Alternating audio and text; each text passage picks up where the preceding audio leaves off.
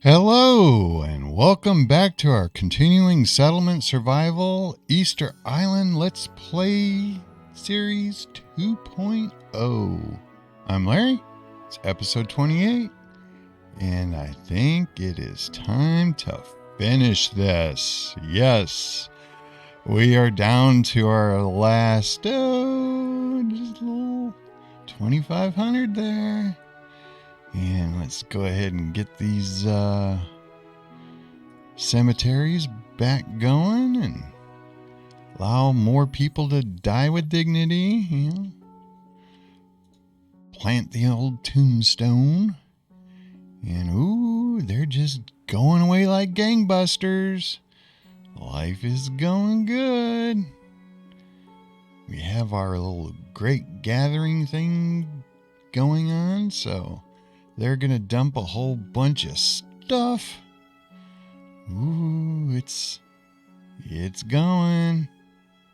The anticipation. This has been a fun series. That I can absolutely agree with. Is just I've learned way too many things that now, playing in normal mode is just like, oh, wow. And, because I still have that other series going, which I have put on hold because I was doing this one. And now it's like, oh, do I even continue that series because of everything I've learned from this one and with the brand new content? That's coming up, I do believe, this coming week, because they said something about, in a few days. So I don't know what that really means. So I think I'm still gonna do some more in that series. But I've been referring to my new Extreme series that's coming up, which just may possibly debut later today. And when I mean extreme, we're talking extreme. Matter of fact, I haven't seen anything like it. Any of the people that I follow that are doing settlement survival and other things that, it's, I don't even know if I should call it an extreme series. I think it should be in like insanity mode. I don't know. Well, but I guess everybody will have to stay tuned to see what that's going to be all about. But yeah, I know my previous tutorial on this, it's close to what I liked, how I liked it, how I did it.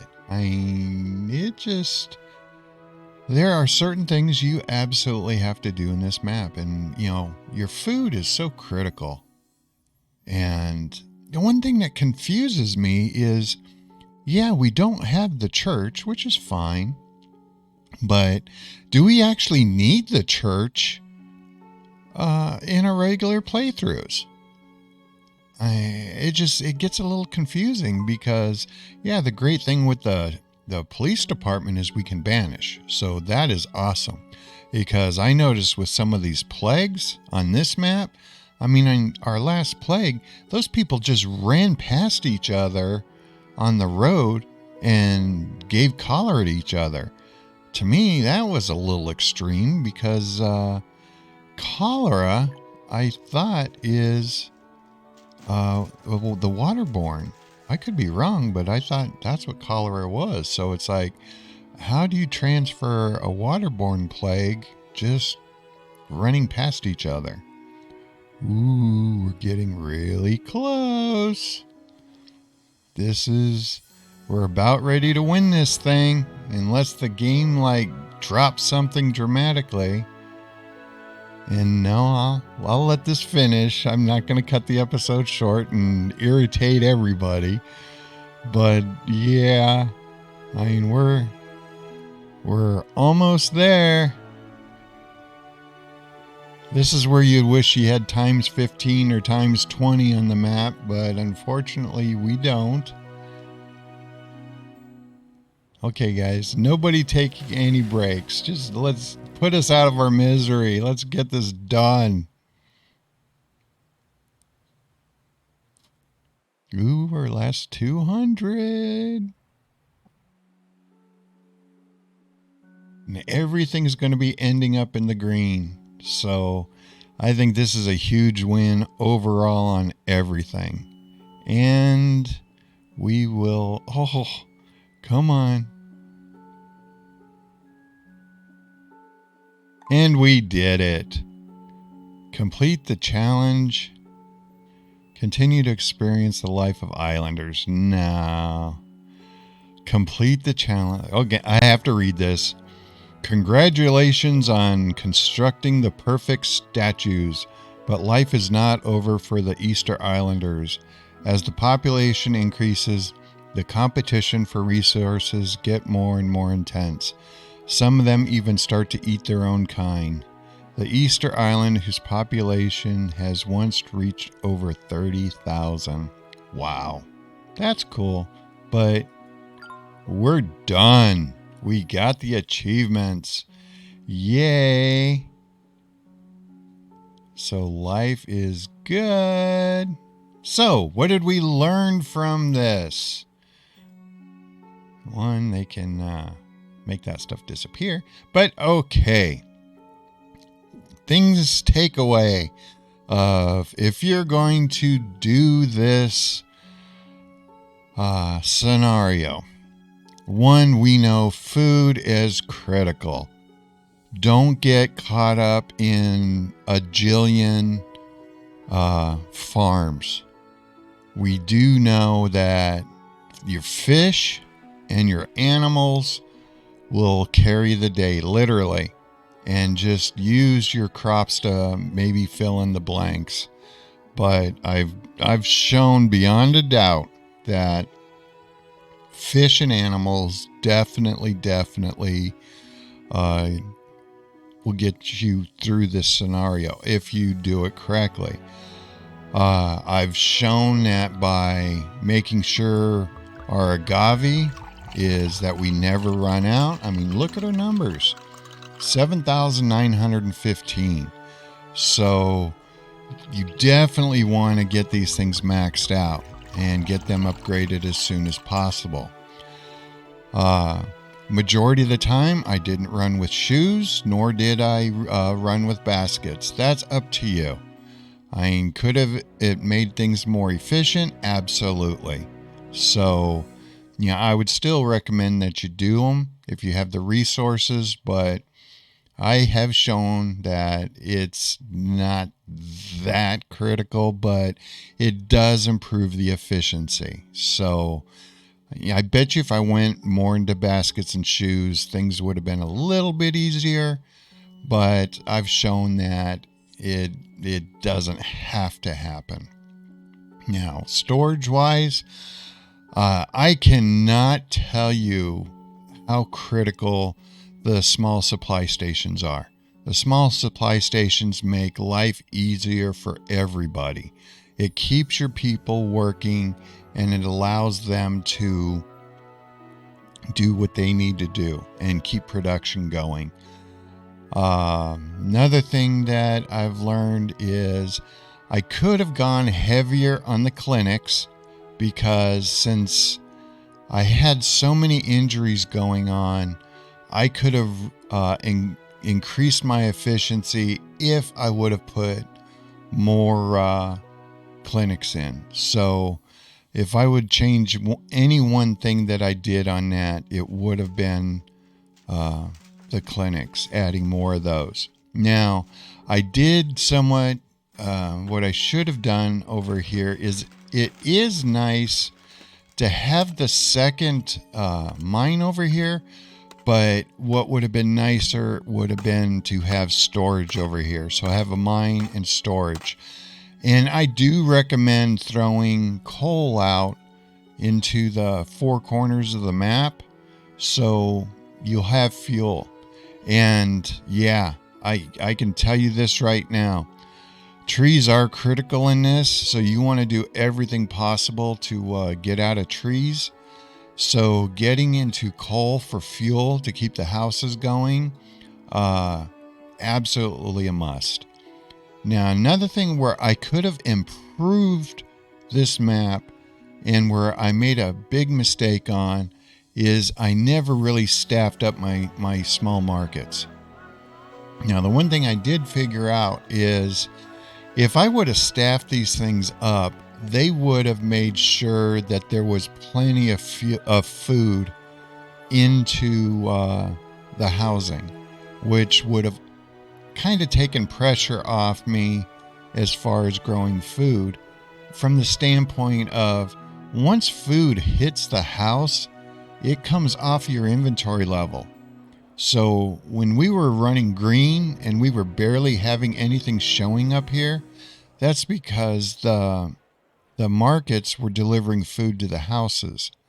Now, where we really got hurt in that was the sandstorm and the tornadoes. Since I didn't reinforce the houses, all those houses got destroyed, and all the food and fuel and water that were in those houses disappeared. So all of our farmers had to, and our fish people had to resupply those houses. So that was kind of a bummer. Now, I cannot tell you, having a lot of builders on the map is a godsend. You get things built so fast by having all the extra that, yeah, I like that. And then, as you knew, I had built the student city, which does work, but I shortchanged myself, and I didn't have food being produced over here, and I didn't have clothing or tools produced over here. That was my bad. I could have really cut down the time that it took for them to enter the workforce just by doing that. Now, was it nice to put these boarding houses in? Absolutely. Because if you want your population to grow, by getting the kids out of the houses, I caused our population to boom, which, you take with a grain of salt.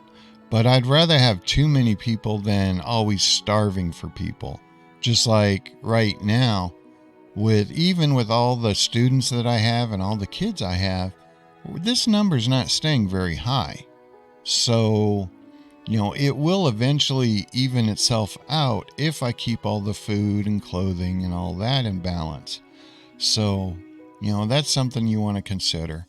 And it has been nice. I started putting, the smithies around the map, the tailors around the map, instead of concentrating them. And that allowed our workers to stay relatively in one area. And then by having the markets delivered to their houses, the only thing that they had to go pick up was clothing and tools, and the marketplace delivered everything else. So that's food for thought, which you can use on your other map. Now, the whole church thing, I just don't get it, because we've now shown through this scenario churches are irrelevant. So I need to get some more feedback and do some more research on really how important churches are. Because we now know we can run a map with just police stations. Now, I don't know if their bonuses stack or not, because they are both happiness bonuses, but they're also two different types of buildings. So, yeah, the jury's still out on that one, because it gets confusing. And I know Hydromatic's been testing it and all that, and I trust him. And so, yeah, it's just, It is what it is. It's still confusing. But we've done it. I mean, we beat the scenario. So congratulations to everybody. Thank you for all the people that have joined the channel. Your comments have been incredible. This scenario would have never happened if it wasn't for the viewers and followers of this channel. You guys convinced me into doing it, and here we are. And we won. So yeah, life is great. And for all the new followers, please, if you have questions, because of, this game has such a steep learning curve, ask. I still comment even on my first series videos, second series, and this one. So, it doesn't matter where you start in the community. If you have a question, if you have a comment, please, by all means, make it. Just don't be mean. That's all we ask. Because I'll never be mean back. Now, I'm going to go ahead and end the episode. And again, thank you for watching. Thank you for putting up with me. And have a great day. And look forward to my new Insane series coming up. And I will talk to all of you later. And once again, congratulations to everyone. We did it. Bye.